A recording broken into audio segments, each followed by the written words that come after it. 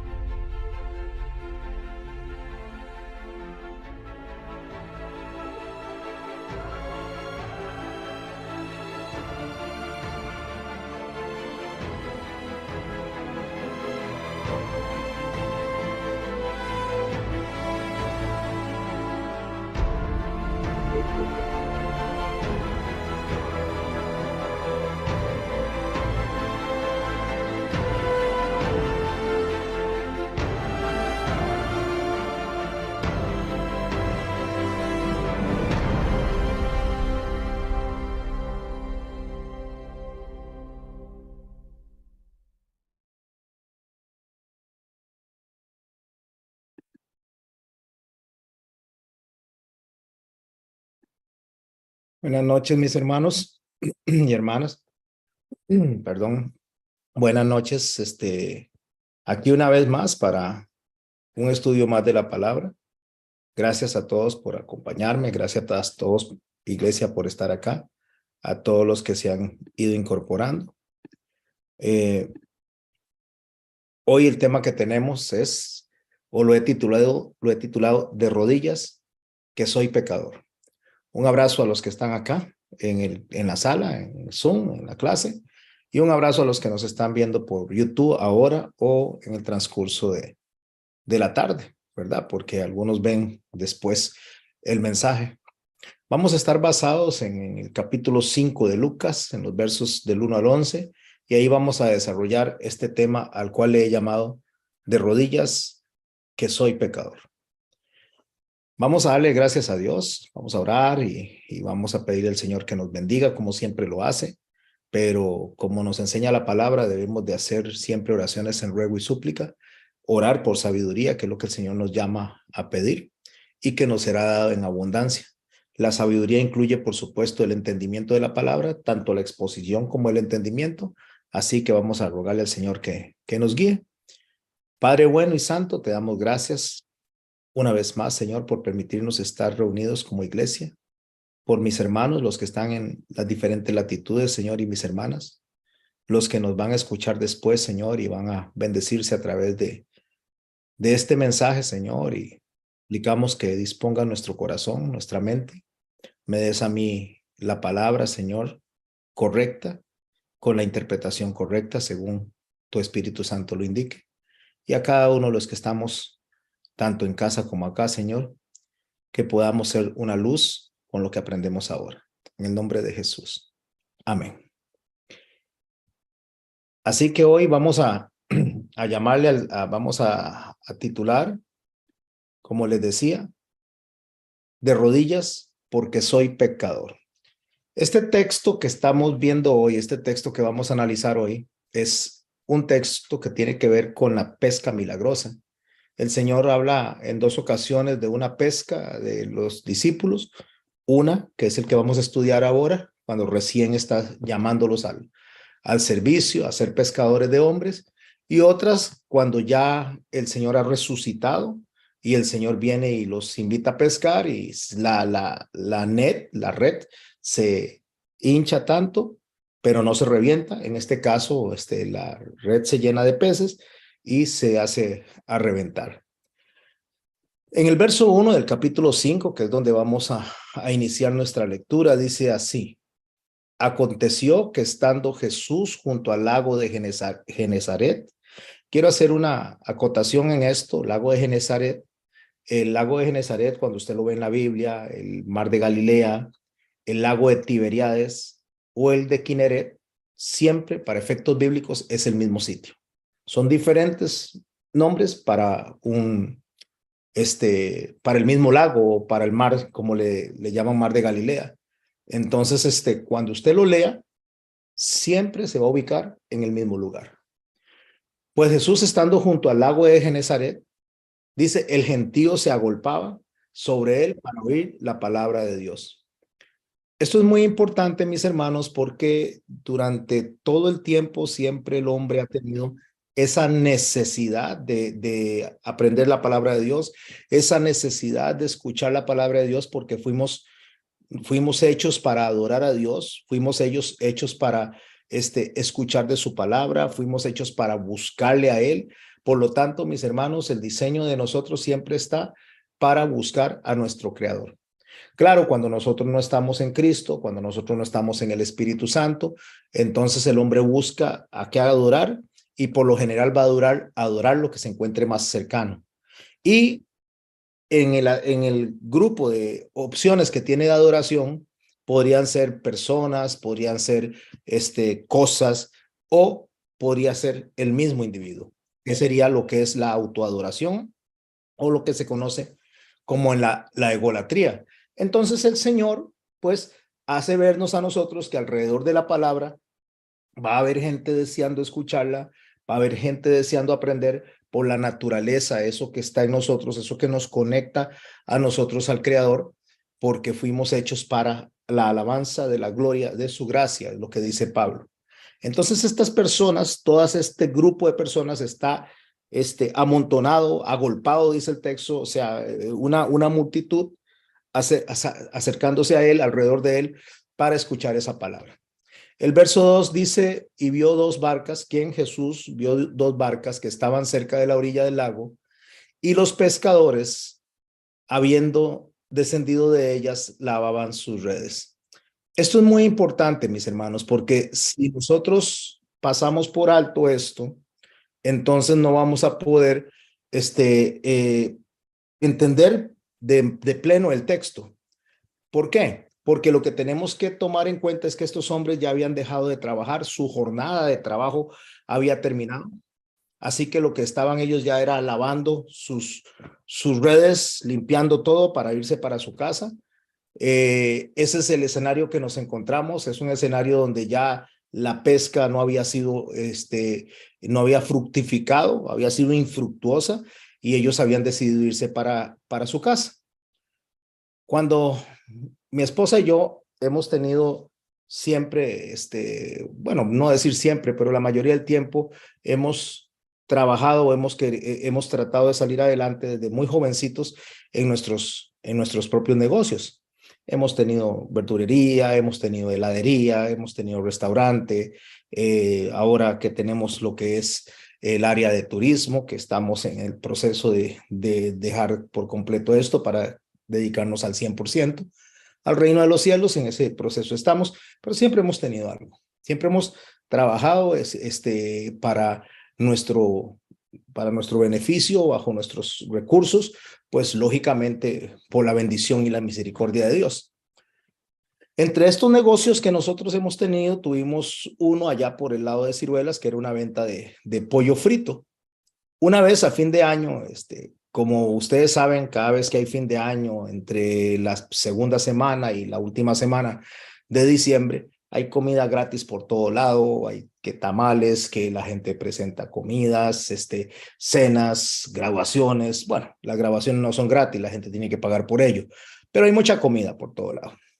Entonces esa semana había sido una semana bastante baja, horrible en ventas, y decidimos cerrar. Dijimos, no, vamos a cerrar, nos vamos a ir. Mi cuñada, tengo una cuñada que ya es muy trabajadora, muy esforzada, muy ser generosa hacia las demás personas. Y entonces me dice, mira, Tony, ¿cómo vas a cerrar? Me dice, si quieres yo me quedo atendiendo el negocio sola para que no se pierda la venta de este día o de estos 2 días. Y si usted quiere, entonces yo me hago cargo de esto, ¿verdad? Pues bien, así lo hicimos. Ella le dijo, si usted se quiere quedar con eso y quiere hacerle frente, pues está bien.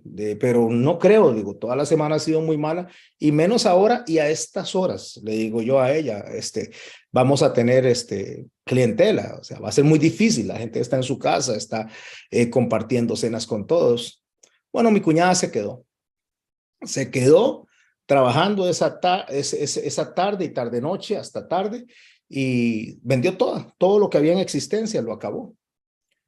Esto se los comento porque justamente lo que está pasando con estos hombres habían terminado la jornada, habían terminado de trabajar y se disponían a irse para su casa.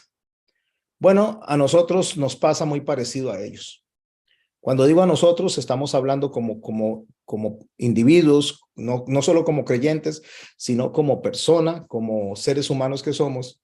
A veces creemos que con el pasar de los años, ya los años nos han atropellado, los años nos han alcanzado, ya peinamos canas y a muchos hasta se nos caen ya las canas.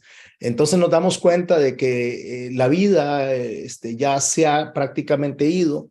Estamos en el último tercio de la vida y pensamos nosotros que ya no hay mucho que hacer, o sea, ya no hay nada que hacer, ya lo que hicimos y lo que no hicimos, no lo hicimos, y en ocasiones caemos en un estado como no diría yo de confort, porque si fuera un estado de confort, pues sería genial, ¿verdad? Estaríamos conformes, estaríamos tranquilos, estaríamos viviendo, pero un estado tal vez de desesperanza, de qué vamos a hacer.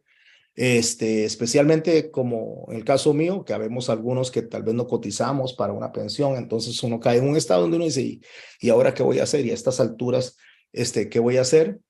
Y ese es el final de la jornada, ese es el final de la labor, ese es el final donde nosotros terminamos de trabajar, nos volteamos hacia atrás y dijimos, no vendimos, eh, vamos a cerrar porque la verdad es que estamos perdiendo el tiempo. Y como le digo, vino mi cuñada, se hizo cargo y vendió toda la existencia, todo lo que había en el inventario.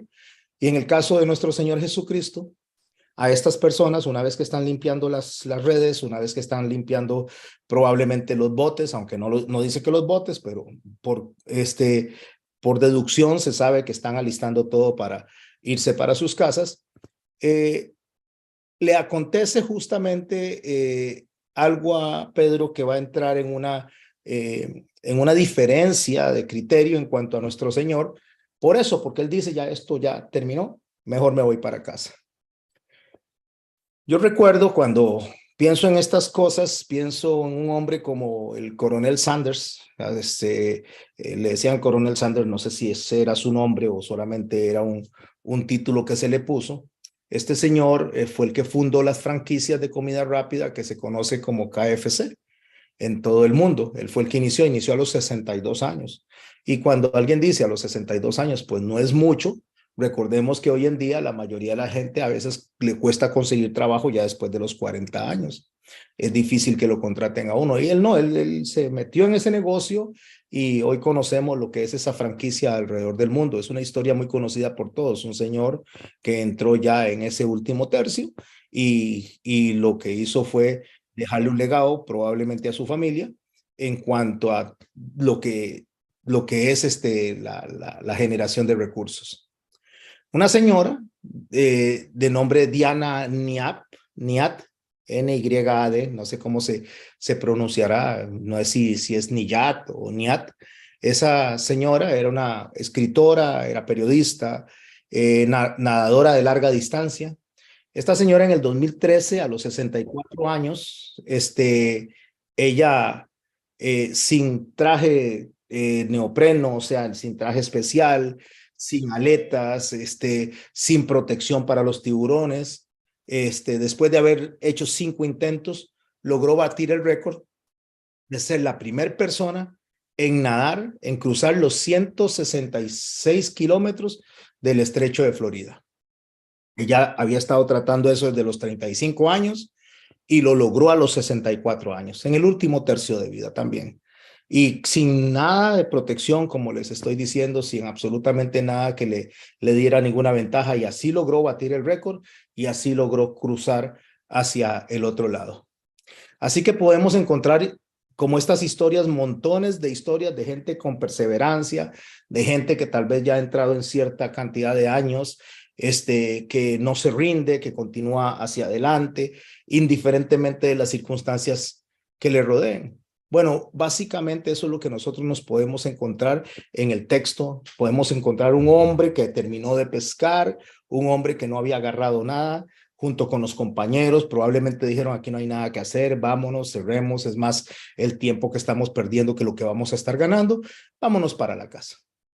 Bueno, Jesús ve esto, ve a estos hombres y ya los había visto a ellos, ya él los había conocido, esa es ya la segunda vez que los ve porque él los había visto cuando Juan el Bautista estaba bautizando, al día siguiente que Juan el Bautista lo había bautizado a él se los encontró y él le dijo, Juan el Bautista le dijo a estos hombres, a Simón, a su hermano y a Andrés, le dice, he ahí el Cordero de Dios que quita el pecado del mundo.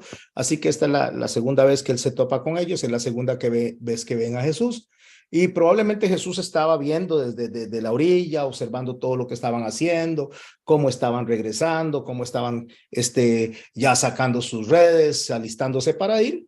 Entonces él viene, el Señor, y se acerca a ellos y dice el verso 3, dice, entrando en una de aquellas barcas, de las dos que vio, la cual era de Simón. Es interesante cómo el Señor viene y escoge la de Pedro, no escoge al azar, él sabía lo que estaba haciendo.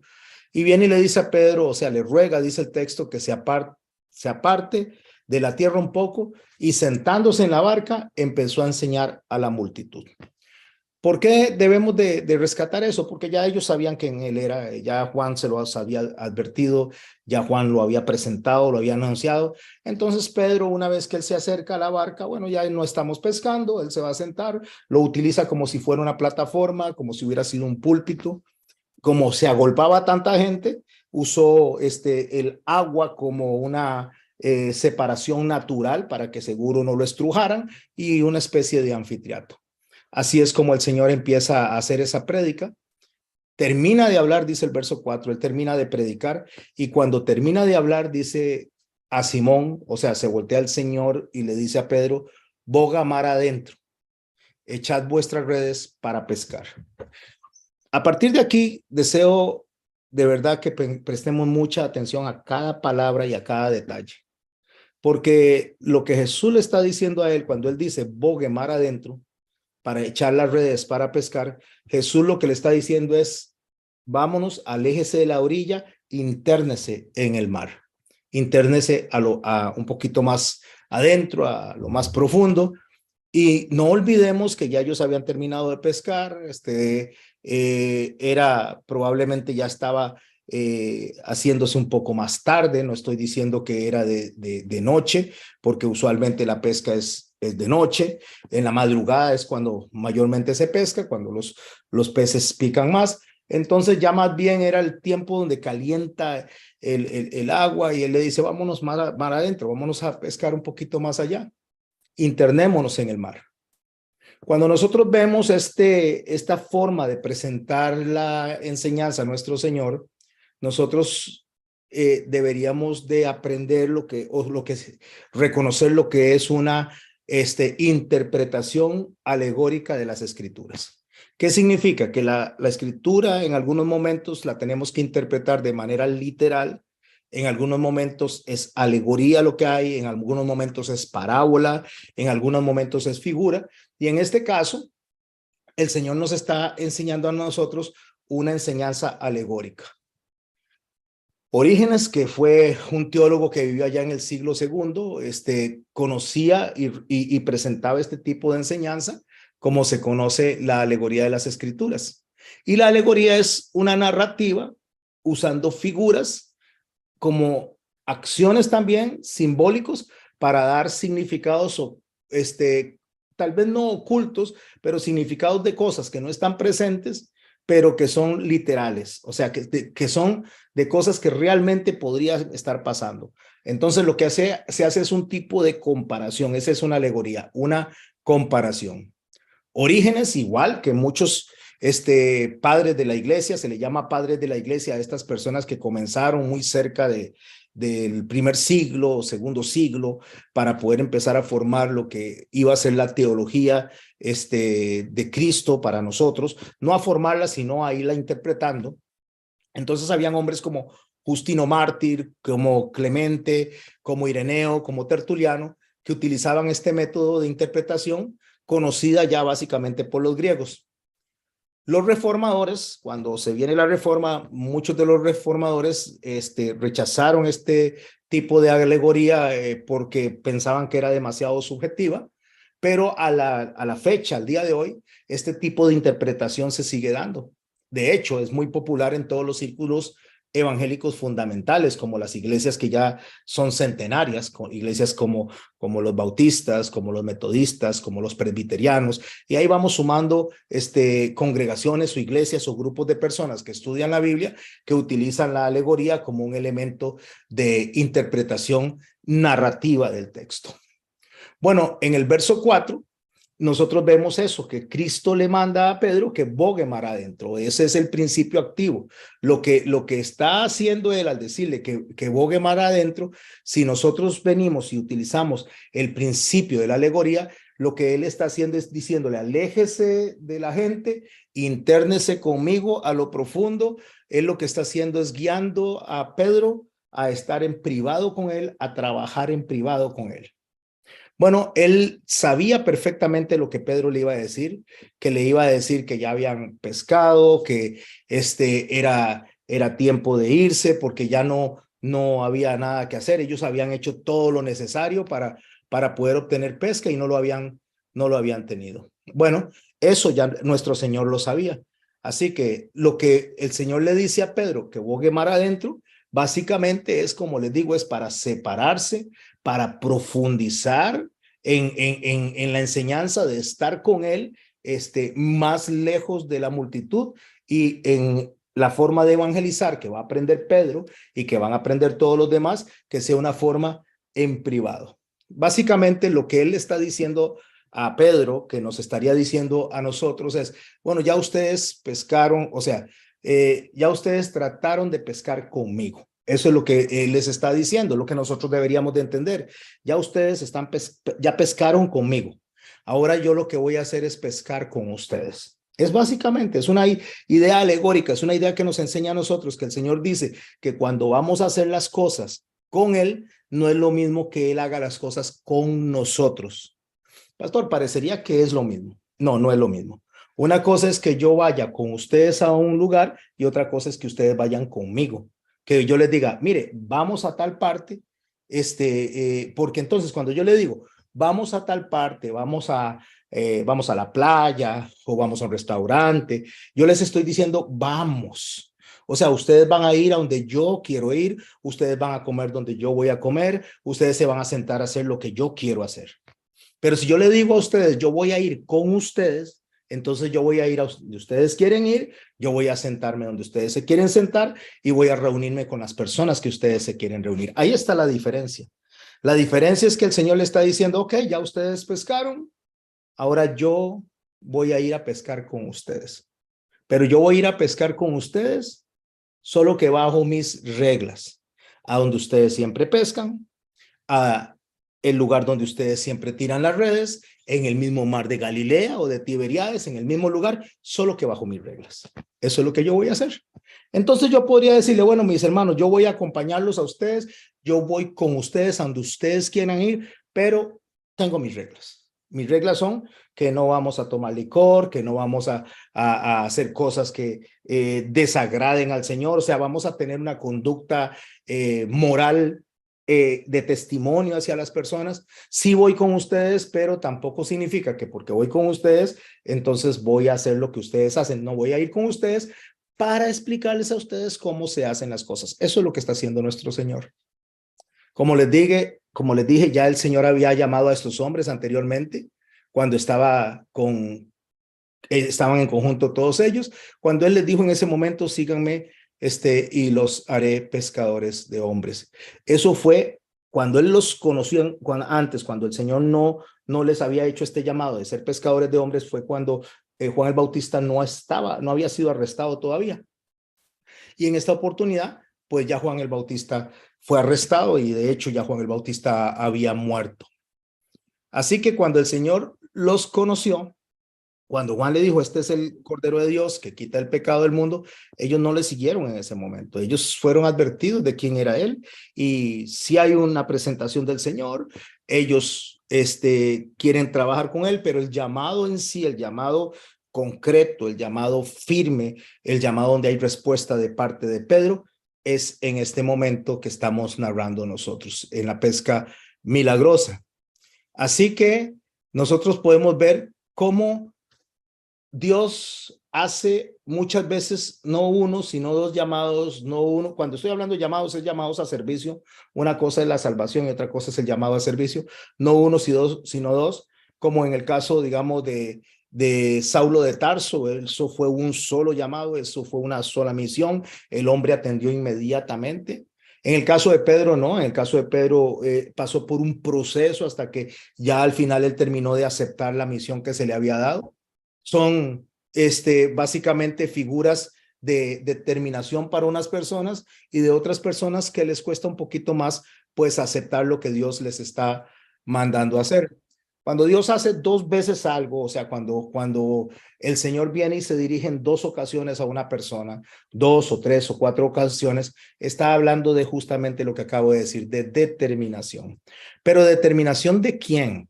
Determinación mía, no, porque yo no estoy atendiendo a la primera. Determinación de Dios, que cuando Dios decidió que yo voy a caminar con él, o más bien, voy a corregir, que él va a caminar conmigo y me dice, ahora sí, venga, vaya y a donde vaya, yo voy a acompañarlo.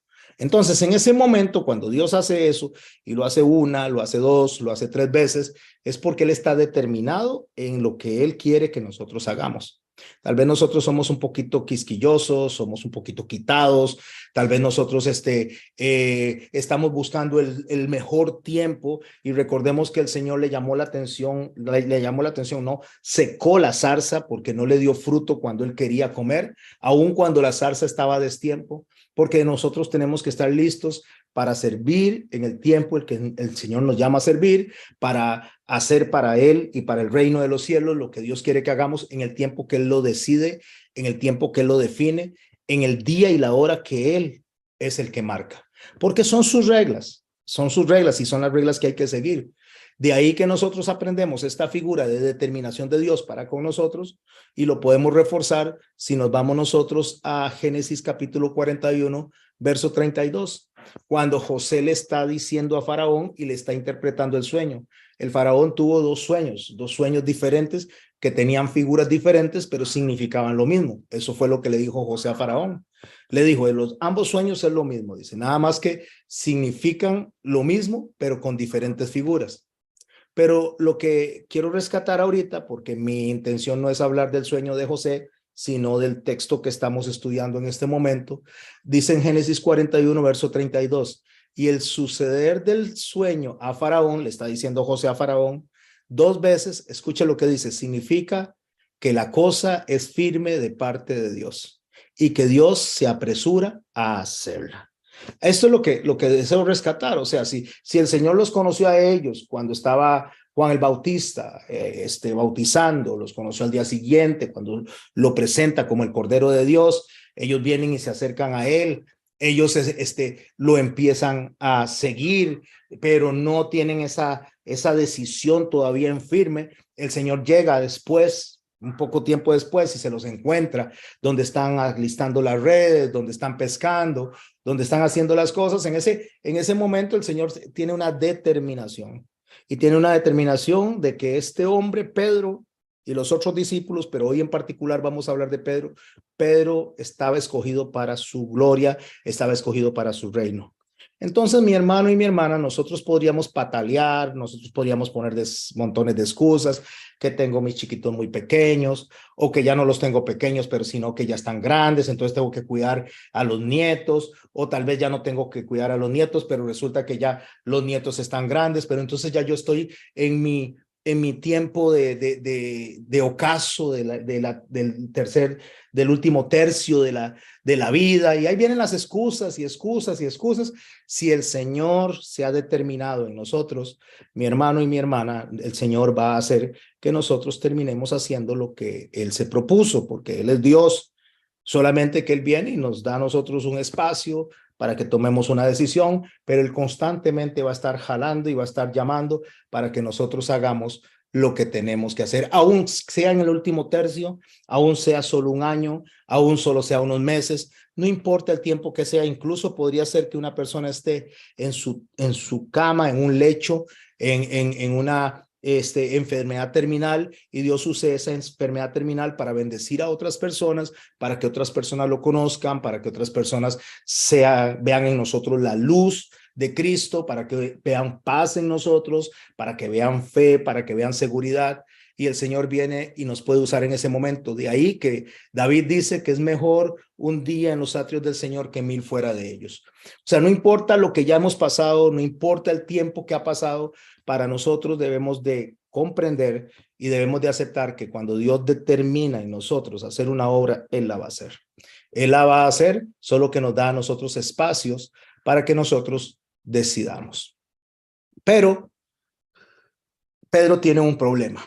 Y el problema que tiene Pedro en ese momento, que es su fe inmadura, aunque él está viendo que es el Cordero de Dios, aunque ya se le había presentado, aunque lo escuchó atentamente predicar, le gustó lo que estaba diciendo, está ahí muy atento. Y le digo está atento y le gustó porque el Señor le da una orden que vayan hacia adentro, que se internen en el mar, y él le va a hacer caso, solamente que le va a hacer un caso con un alegato de por medio. O sea, sí voy a ir, pero quiero decirte que, bueno, ya yo, nosotros somos pescadores de toda la vida, ya estuvimos pescando, no nos ha resultado las cosas como son. Y sin faltarle el respeto, es como haberle dicho, usted es un maestro, usted no es pescador, nosotros sí somos pescadores. Como le decía yo a mi cuñada, ya toda la semana ha estado, no han estado las ventas malísimas. En estos días la gente viene y tiene comida gratis por todo lado. Déjeme a mí, dice, yo me quedo vendiendo aquí, y se quedó y vendió todo el inventario. Como les digo, hasta al final de cuentas, lo que uno tiene como perspectiva, lo que uno tiene como cierto, no es lo que Dios tiene en la agenda. La mayoría de las veces Dios tiene una agenda diferente, y la agenda de Dios, nosotros para conocerla necesitamos prestar atención a sus instrucciones, a lo que Él dice. Continuemos con el texto para que veamos cuando Él le dice que vaya mar adentro, que se interne en el mar para pescar. Entonces en el verso 5 de capítulo 5 de Lucas dice así: respondiendo Simón le dijo, maestro, le dice, toda la noche hemos trabajado y nada hemos pescado. Ya habían trabajado toda la noche, probablemente toda la madrugada. Como les digo, es cuando los peces pican, ya viene el sol, ya viene el calor, no es un buen momento para pescar. Bueno, para un pescador que conoce su oficio, dice, este no es un buen momento. O sea, que vamos a ir a pescar, señores. Hemos trabajado, nada hemos pescado, y escuchen, más a tu palabra echaré la red. Pareciera, mis hermanos y mis hermanas, que Pedro está siendo obediente, pareciera que Pedro está con un corazón dispuesto, pareciera, y solo pareciera, que Pedro está atendiendo al Señor sin importar lo que el Señor esté diciendo, sino que lo está haciendo de una manera complaciente. Y no es así, porque primero estuvo el alegato. O sea, primero está todo eso donde él le dice a él, básicamente, ellos son expertos en pesca, sabían todo sobre pesca, y le está diciendo a él, bueno, señor, pero no hicimos nada. O sea, nosotros sabemos esto, hemos sido criados en esto, nosotros nos movemos en esto todos los días. No, señor, voy a sumarle esto, aunque no está en el texto, pero voy a sumar como si el alegato se hubiera extendido hasta allá. Usted es un carpintero, usted es un maestro también, pero usted no es pescador. Yo sí soy pescador. Bueno, aquí lo que vemos nosotros es el choque que tiene el pragmatismo con la fe. ¿Qué es pragmatismo? Pragmatismo es la práctica, la ejecución, la realización de tareas o acciones, no por teoría, sino por lo que se conoce. O sea, no en especulación, por lo que se conoce. El pragmático se mueve por lo que se conoce. O sea, si yo sé que eso es lo que hay que hacer, eso lo voy a hacer porque es lo que conozco. No voy a especular, no voy a arriesgarme. Si yo sé que eso no hay que hacerlo, mejor no lo hago. Entonces es lo que Pedro está diciendo, no, es que no está la pesca buena. Pragmático. Lo que le dice a él las circunstancias es váyase para su casa. Eso es lo que le dice las circunstancias. Pero bueno, él le hace caso porque él le dijo le hace caso a medias, pongo comillas, le hace caso y va, y va. Y dice el verso 6 que habiéndolo hecho, o sea, cuando ya se van, encierran gran cantidad de peces y su red se rompía. Subraye esto, y su red se rompía. Recuerde lo que dije al inicio de la charla. Les dije que el Señor lo que está diciendo básicamente cuando le dice vamos a bogar mar adentro, es lo que está diciéndole eso a ellos es, en la idea de la alegoría, en la idea de la presentación de la frase y desde la idea griega, es lo que está diciendo: dejen de pescar conmigo porque ahora yo voy a pescar con ustedes. O sea, yo soy el que voy a poner las reglas, yo soy el que voy a decir cómo se hacen las cosas. Así que lo que nosotros tenemos que aprender en este verso y en toda la Biblia es que cuando Dios da una orden, nosotros no tenemos que argumentarla, no tenemos que discutirla. A nosotros nos puede parecer que es algo injusto, nos puede parecer que es algo tonto, nos puede parecer tal vez que es algo que está ya pasado de tiempo, que está pasado de moda. No importa lo que pensemos de la Biblia y por eso mucha gente nos llama a nosotros y nos dice: es que ustedes ya están usando un libro que ya ni se usa, está pasado de moda. No, no, no, no. Lo que Dios tiene escrito en la Biblia, los argumentos que están en la Biblia, no se discuten, solo se obedecen. Bueno, eso fue lo que hizo Pedro. Pedro lo que hizo fue argumentar. Lo hemos intentado y no puede hacerse, básicamente. No es lo que haría un pescador profesional. Sabemos que la pesca es un arte. Uno tiene que saber dónde están los peces, llegar a acercarse a los peces, saber utilizar la carnada correcta, la carnada adecuada. Hay que ser muy paciente a la hora que se va a pescar. Yo no sé si ustedes han tenido la oportunidad de ir a pescar, ya sea comercialmente o deportivamente, pero hay que ser muy pacientes, hay que saber estar queditos, hay que hacer silencio, hay que seguir ciertas regulaciones que el pescador profesional lo sabe. Jesús solo dijo vamos para adentro, ni siquiera les preguntó qué llevaban de carnada, no les preguntó si había suficientes redes, no les preguntó nada, nada más dice vamos. Así que la importancia de la lección que el Señor nos está dando a nosotros es que ante las instrucciones de Dios, nosotros solamente obedecemos. En esta ocasión, cuando ellos pescan, la red se rompe. Más adelante, en Juan capítulo 21, podemos ver que hay una pesca también donde la red no se rompe. ¿Cuál es la diferencia? En esta se rompe la red y en la otra la red no se rompe. Que en esta el Señor no había muerto y resucitado. En Juan 21 ya el Señor había resucitado. Eso hace que nuestra pesca sea diferente antes y después de haber resucitado. O sea, que nuestro trabajo para el reino se haga antes o después de haber resucitado. En este caso estoy hablando de nuestro Señor, haber resucitado nuestro Señor. Él no había resucitado, la red se rompía. Él había ya resucitado, la red mantenía los peces, eran gran cantidad, lo pueden leer en Juan capítulo 21, versos del 1 al 11, y ahí la red no se rompe y no se les escapan los peces. En el caso de nosotros es lo mismo, mis hermanos. El Señor nos puede llamar a nosotros, el Señor nos puede dar salvación, el Señor sella nuestros corazones para salvación, pero nosotros necesitamos en alguna medida tener esa alegoría de la resurrección interna de nosotros mismos también. Si bien es cierto que el Señor viene y nos da vida eterna, el Señor nos resucita, nos justifica, pero nosotros necesitamos estar convencidos de que lo que Dios está haciendo en nuestros corazones es para bien y que bajo sus instrucciones vamos a estar bien. Vamos a estar bien a la manera que Él considera que estemos bien. ¿Por qué? Porque Pablo lo dice muy claro cuando le habla a los Corintios, en 1 Corintios, capítulo 15, verso 14, el Señor dice que nuestra predicación sería vana y nuestra fe sería vana si el Señor no hubiera resucitado. Recuerden lo que dije, el Señor dice, ya no van a ustedes a pescar conmigo, ahora yo voy a pescar con ustedes.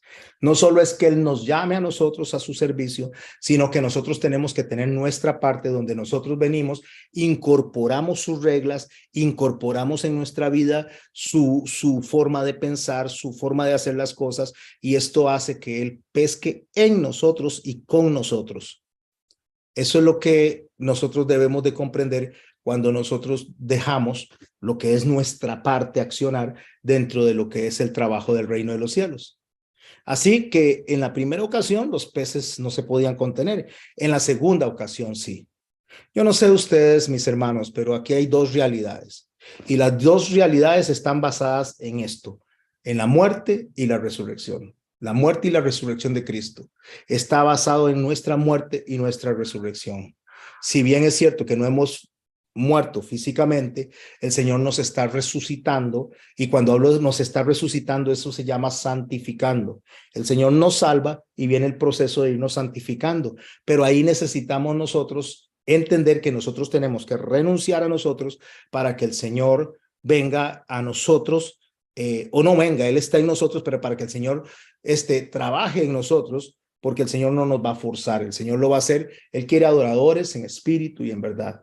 En espíritu y en verdad, estos son los adoradores que Él busca, o sea, adoradores que le adoren por lo que Él es. Bueno, regresando al texto en el verso 7, y ahorita regresamos a un punto que estoy hablando acá, dice, hacen señas ellos, dice, entonces hicieron señas a sus compañeros que estaban en la otra barca para que viniesen a ayudarles, ya unen las barcas, y vinieron y llenaron ambas barcas de peces, de tal manera, dice, que se hundían. Imagínense qué montón de peces estaban en las barcas. Aquí es donde viene el título del mensaje que tengo para hoy. El título del mensaje que Dios puso en mi corazón. Viendo esto, Simón Pedro cayó de rodillas ante Jesús diciendo, apártate de mí porque soy hombre pecador. Mis hermanos, este es el título que Dios puso en mi corazón para esta enseñanza, porque como les decía, nosotros tenemos que hacer una parte, y la parte que nosotros nos toca hacer es esto que hizo Pedro. Caer de rodillas delante del Señor y decirle, somos pecadores, Señor. Cuando digo somos pecadores, no solo es arrepentirnos, sino rendirnos delante de Él, reconociendo que nuestras decisiones, nuestra forma de pensar, nuestra forma de responder, nuestra forma de resolver, no es buena. Somos personas que nos equivocamos en todo momento. Entonces tenemos que rendirnos delante de Él. Eso significa, venga a nosotros tu reino, hágase aquí en la tierra como en los cielos tu voluntad. Significa abdicar, significa renunciar a nosotros para que sea el Espíritu Santo el que gobierne en nosotros. Eso es lo que está haciendo Pedro. Apártate de mí. Habla, cuando él le dice, apártate de mí, es, Señor, no quiero contaminarte, no quiero ofenderte, ya con solamente la duda que presenté delante de ti ya fue suficiente. Pero qué dicha que no es Pedro el que decide el llamado. Qué dicha que no es el Pedro el que decide si lo reclutan o no, sino es el Señor el que lo dice. Porque cuando Él le dice, apártate de mí porque soy pecador, es una realidad, es una verdad. Es una verdad que Él es pecador, es una verdad que usted y yo somos pecadores, es una verdad que usted y yo tomamos decisiones equivocadas. Pero lo que Pedro le está diciendo es casi como deberías de buscar a otro en lugar de yo, porque si me escoge a mí, no vas a estar muy seguro con lo que estás haciendo. Sin embargo, mis hermanos, esto es lo que quiero subrayar. Jesús no intentó librarse de Pedro, sino que iba a utilizar a Pedro, no gracias a Pedro, sino a pesar de Pedro. Y eso implica para nosotros. Aquí no se trata si usted es elocuente, si yo soy elocuente, aquí no se trata si somos personas que manejamos el texto o los textos de una manera extraordinaria, que somos eruditos. Aquí no se trata de nosotros, se trata de Dios trabajando en nosotros, se trata de Emmanuel en nosotros, se trata del Espíritu Santo en nosotros. Eso fue justamente lo que Dios le dijo a Moisés cuando lo mandó a trabajar, cuando lo mandó a servir, cuando lo mandó a buscar a su pueblo, cuando lo mandó a traer a su pueblo. Si nos vamos a Éxodo, capítulo 3, el verso 10, dice así la palabra del Señor. Ven, por tanto, ahora y te enviaré a Faraón, le estaba hablando Dios a Moisés, para que saques de Egipto a mi pueblo, los hijos de Israel. Entonces Moisés respondió a Dios, viene el alegato de Pedro. ¿Quién soy yo para que vaya a Faraón y saque de Egipto a los hijos de Israel? El alegato, ¿y quién soy yo? Gedeón le dijo al Señor también cuando lo llamó, le dice, pero yo soy el de los más pequeños de la tribu. Mis hermanos, una cosa es que nosotros reconozcamos lo que somos, que nosotros somos pecadores, caer de rodillas delante de Dios porque somos pecadores, hacer y entender que estamos en bancarrota espiritual. Y otra cosa es no poder reconocer que es Dios el que nos está llamando y que Dios es el que va a hacer el trabajo en nosotros para que podamos cumplir en el reino de los cielos lo que el Señor ha determinado. Por eso el Señor le responde y le responde claro. Y esta noche, mi hermano y mi hermana, esa es la respuesta que Dios también pone en su corazón. Vaya porque yo estaré contigo. Haga lo que tenga que hacer porque yo estoy contigo. Vaya, diga lo que tenga que decir porque yo estoy contigo. A Jeremías le dijo, vaya, háblele a ese pueblo que no lo van a escuchar, pero lo escuchen o no lo escuchen, yo estoy contigo. Aquí lo importante es, yo estoy contigo. O sea, yo voy a pescar con ustedes. O sea, yo soy el que va con ustedes a donde quiera que vayan. Pero, y ahí viene el pero bajo mis reglas, bajo mis condiciones. En el verso 13 del capítulo 3 del libro de Éxodo, la palabra dice que Moisés le dijo a Dios, he aquí llego yo a los hijos de Israel y les digo, el Dios de vuestros padres me ha enviado a vosotros. Y si ellos me preguntaran cuál es el nombre, ¿qué les responderé? Y respondió Dios a Moisés, les dijo así, yo soy el que soy. Y así dirás a los hijos de Israel, yo soy, me envió. Es impresionante la forma en que el Señor se presenta, impresionante. Él no dijese yo era el que los sacó, yo era el que habló con Abraham, yo no era, yo soy. Él no dice es el que yo voy a ser, el que va a preparar el camino, no, yo soy. Cuando el Señor está hablando de un yo soy, eso es un presente continuo de su ser, de su carácter, de lo que es Él en toda su dimensión, lo cual significa que Dios es y es.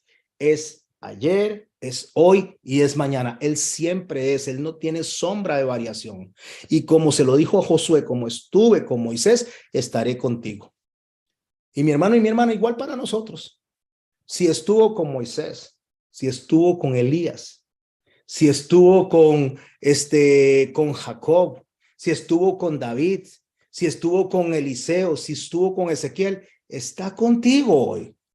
Está conmigo hoy, es el mismo Dios, no tiene variación, es el mismo Dios, el Dios poderoso, el Dios justo, el Dios santo, el Dios que también demanda que nosotros tengamos un cambio radical en nuestras vidas, el Dios que nos da pero nos exige, el Dios que bendice también pero también pone sus reglas. Ese mismo Dios es el mismo que se paseó o se paseaba sobre la tierra cuando estaba creándola, es el mismo que se está moviendo en este momento. Entre usted y yo, entre las demás personas, es el mismo que se mueve en este momento en su casa y en la mía. ¿Ahí donde está usted? Usted puede estar sentado frente al televisor, usted puede estar sentado frente a la computadora, usted puede estar sentado frente al teléfono, no importa en dónde esté, estamos en lugares diferentes, pero Dios está en nosotros. Dios está en nosotros. Así que no debemos de olvidar que es ese Dios el que nos llama, es ese Dios el que nos da la misión, es ese Dios el que nos dice ahora es tiempo de tirar las redes, es tiempo de empezar a trabajar. Pero ¿cómo voy a empezar a trabajar a estas alturas, Señor? Mire, Señor, tengo más de 60 años, o tengo más de 70 años, o tengo casi 80 años. ¿Sabe cuántos años tenía Moisés cuando Dios lo mandó a hacer esa función? 80 años. Y fue y trabajó 40 años más hasta los 120. No, Señor, es que ahora, ¿qué voy a hacer, Señor? A estas alturas, no sé ni qué hacer, la economía no me no me resulta favorable porque no voy a tener recursos. Si me estás pidiendo que te sirva, ¿cómo voy a hacer? Hermanos, no entiendo yo cómo predicamos a un Dios que todo lo puede, que todo lo tiene, que es dueño de todo, pero nos preocupamos tanto de los recursos que vamos a tener o lo que no vamos a tener, de la salud que vamos a tener o que no vamos a tener. ¿O es que Dios no puede glorificarse en nuestra enfermedad y en nuestra debilidad? Por supuesto que sí, porque Él lo dice, yo me glorifico en la debilidad. Entonces, no importa cómo estemos económicamente, físicamente, bendito Dios que Él siempre quiere que estemos bien, que Él viene y busca favorecernos. Pero si no es así, pues mi hermano y mi hermana, nosotros tenemos que sujetarnos a sus reglas. Y sus reglas son que si nosotros estamos como estamos, así vamos a caminar. Y cuando Él quiera, cuando Él decida, Él va a cambiar esas circunstancias si Él quiere. Mientras tanto, nosotros tenemos que estar ahí de rodillas porque somos pecadores, caminar bajo sus instrucciones, seguir sus instrucciones. Lo voy a decir de esta manera. ¿Cuántos años tiene usted? ¿Cuántos años y cuánta salud tiene? ¿Cuántos años tengo yo y cuánta salud tengo? Económicamente, ¿cómo estamos? Bajo nuestra ocupación, ¿cómo estamos? Me refiero en las tareas que tenemos que hacer en este mundo, ¿cómo estamos? El Señor dice, vamos a pescar. Yo voy a ir con ustedes. Yo voy a ir a pescar con ustedes y entonces a mi orden ustedes van a tirar las redes. No hablemos solo de predicar, mis hermanos. No hablemos solo de evangelizar. A ver, hablemos de un todo, de nosotros mismos, de no estar ahí echados, deprimidos y de que si estamos enfermos o no estamos enfermos, si tenemos o no tenemos dinero. No. Es levantarnos, levantar la cabeza, caminar de frente, sabiendo al Dios al que servimos, el Dios que nos llamó. Es dejar el pasado en el pasado. Es dejar de pensar en lo que yo no hice o en lo que hice. Es concentrarme en el hoy, el ahora y lo que tengo que hacer y lo que me resta de tiempo. Es ir con Cristo en la barca. Es meternos mar adentro, aunque el día esté declinando, aunque el tiempo se esté acabando. Quiero cerrar esta charla de hoy con un verso del capítulo 11 del libro de Eclesiastés, para que lo medite en su casa. Lo voy a leer y por favor préstele mucha atención a estas palabras. Estas palabras tienen poder. Y si lo lee, lo estudia en el contexto justamente de todo lo que hemos hablado, entendiendo que lo escribió un hombre, Eclesiastés, que estaba arrepentido, triste, deprimido por lo que había hecho. Dios le había hecho el hombre más sabio, o sea, le dio sabiduría más que todos los hombres, le dio riquezas más que todos los hombres, le dijo 3 cosas que no podía hacer: no regrese a Egipto, regresó a Egipto, no se una con mujeres que lo desvíen su corazón, se unió con esas mujeres y le desviaron el corazón, no compre caballos, porque eso es simbolismo de guerra y no de paz, y compró caballos. Al final de cuentas, las 3 cosas que Dios le dijo no haga, él las hizo. Ese hombre se sentó en un momento determinado y se puso a ver para atrás y dijo, voy a leer el libro de Eclesiastés. Tengo todo, tengo sabiduría, todo lo que mis ojos quieren ver lo he tenido, todo lo que quiero, mi boca ha querido comer lo he comido, he hecho lo que he querido, pero todo es vanidad, dice. Vanidad de vanidades, todo es vanidad. Y recuerda que todo tiene su tiempo. El tiempo de Dios, tiempo para nacer y tiempo para morir. Este hombre estaba cerca de los 60 años y moría, él iba a morir a los 60 años. Estamos hablando que está a los 55 años escribiendo el libro de Eclesiastés, muy cerca del tiempo de su muerte, y deja este libro tan espectacular, donde él dice que el todo del hombre, en el capítulo 12 de Eclesiastés, dice que el todo del hombre es esto, que al final va a dar cuentas a Dios de todo lo que haga, lo bueno y lo malo. Pero dentro de este texto, dentro de este contexto y dentro de lo que hemos hablado, de estar de rodillas delante de Dios, reconociendo que somos pecadores, pero no agarrando eso como excusa y decir, es que como soy pecador, entonces no voy a servir. No, porque Dios no desechó a Pedro ahí. Dios, a pesar de lo que Pedro le dijo a Jesús, a nuestro Dios, a pesar de lo que le dijo, él le dice, no, vamos a pescar. Vamos, Yo le voy a decir a usted cómo hacerlo. Yo lo voy a respaldar en lo que usted va a hacer, pero lo vamos a hacer bajo mis reglas, bajo mis instrucciones. Eclesiastés capítulo 11, verso 6. Poderoso versículo. Dice así: por la mañana siembra tu semilla y la tarde no dejes reposar tu mano, porque no sabes cuál es lo mejor, si esto o aquello, si uno o lo otro son igualmente buenos. El Señor lo que está diciendo, si ya pasó la mañana, o sea, ya la juventud se fue, ya la adultez se fue y ahora somos ancianos, no repose su mano, siga trabajando, siga haciendo lo que le toca, lo que yo lo mandé a hacer. Si ya el tiempo se fue, si ya no se aprovechó, aproveche el que queda. Si ahora lo único que queda es un espacio cerrado, un espacio corto, si estamos en una silla de ruedas, si estamos en una cama, pues aprovechemos el tiempo en esa cama. Si podemos desplazarnos, si podemos ir a otros lugares, aprovechemos el tiempo en ese lugares. La idea aquí es aproveche el tiempo. Aproveche el tiempo, porque el tiempo es súper valioso. Y el tiempo no se regresa, el tiempo no se repite. Lo vivido es vivido.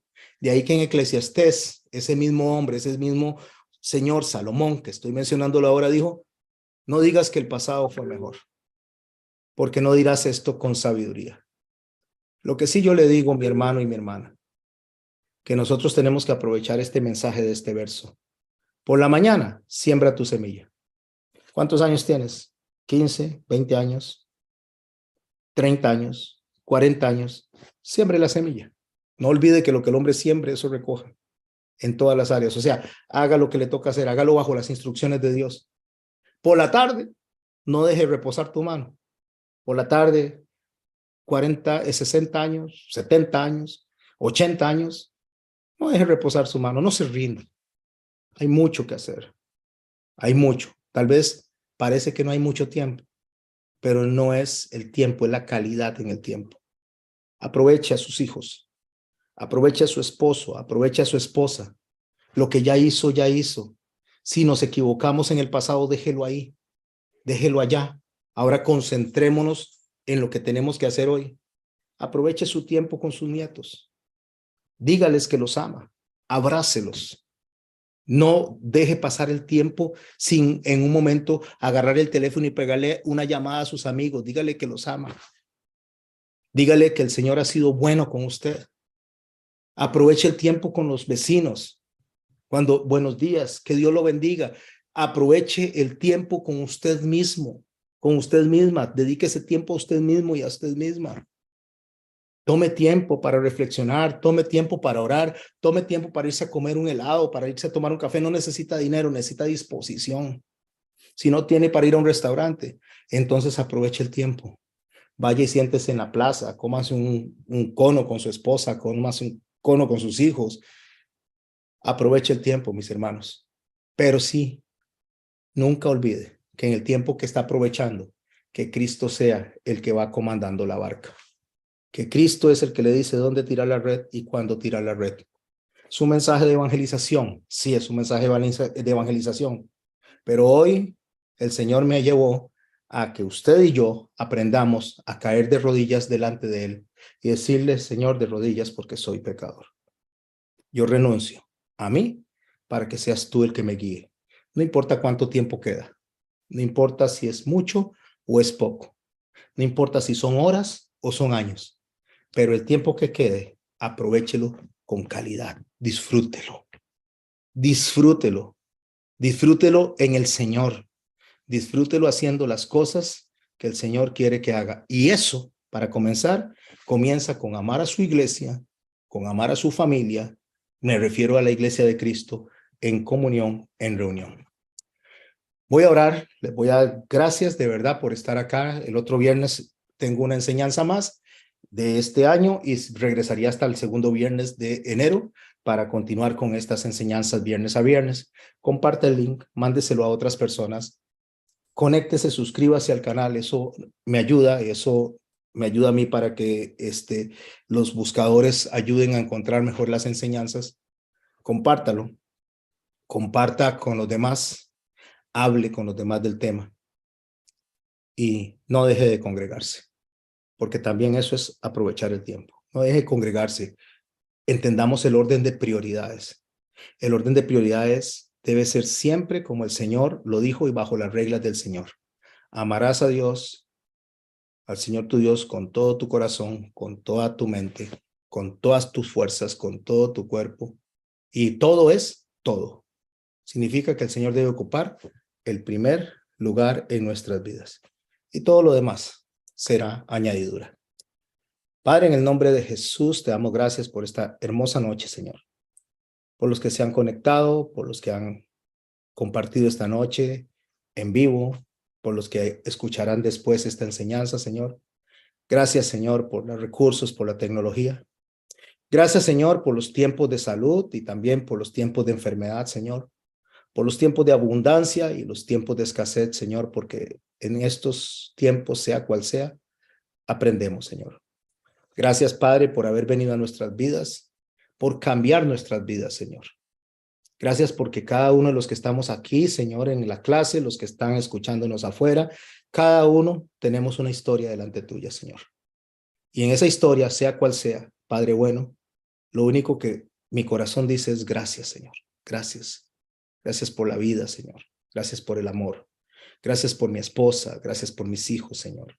Gracias por mis amigos. Gracias por mis hermanos, Señor. Gracias incluso por las personas que no son tan amigos, Señor. Y aún así que me han hecho tal vez sufrir, porque en medio de todo esto también aprendemos, Señor. Aprendemos a ser como tú, Señor, a perdonar como tú, Señor. Aprendemos a ser cada día personas que agrademos a tu corazón, Señor, y que seamos aceptos en ti, el amado. En tu santo nombre, Jesucristo, te damos gracias, Señor. Amén. Amén. Voy a poner un canto mientras desconecto la señal que sale hacia afuera y regreso en un momento para que podamos compartir los que están en clase. Si usted está en YouTube y quiere venir a la clase, ahí está el link para que nos acompañe y conversemos alrededor de este tema. Vuelvo en unos 5 minutos, solamente voy a dejarlos con el canto, como les digo, para que lo aprovechemos. Déjeme ver si no me estoy equivocando. A ver, a ver.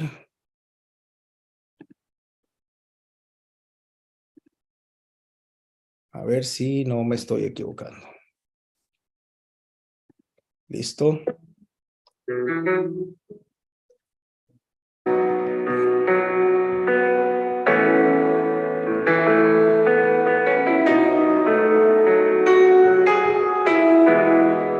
Cuando pienso en tu amor y en tu fidelidad, no puedo hacer más que postrarme y adorar. Cuando pienso en cómo